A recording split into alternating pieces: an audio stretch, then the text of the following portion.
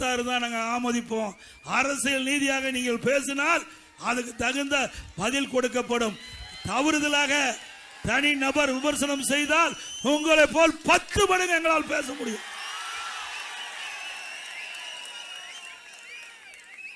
அப்புறம் உரிமை தொகையை நாம நிறுத்துறதுக்கு பாடுபட்டோமா? நாம உரிமை தொகையை நிறுத்துறதுக்கு பாடுபட்டோமா? திரு உதயநிதி அவர்களே, உங்க அப்பாவுக்கு தான் படிக்க தெரியல, உங்க அப்பா தான் முதலமைச்சர், நீயாவது கொஞ்சம் படிச்சு பாரு.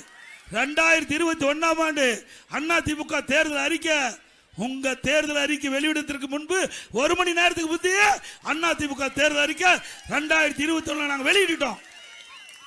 அதுல தெளிவா குறிப்பிட்டிருக்கிறோம். குலவிளக்கு திட்டம் என்ற ஒரு பெயரை சூட்டி அதுல குடும்ப அட்டையிட்ட குடும்ப தலைவிக்கு மாதந்தோறும் 1000 ரூபாய் 1500 உதவித்தொகை வழங்கப்படும்.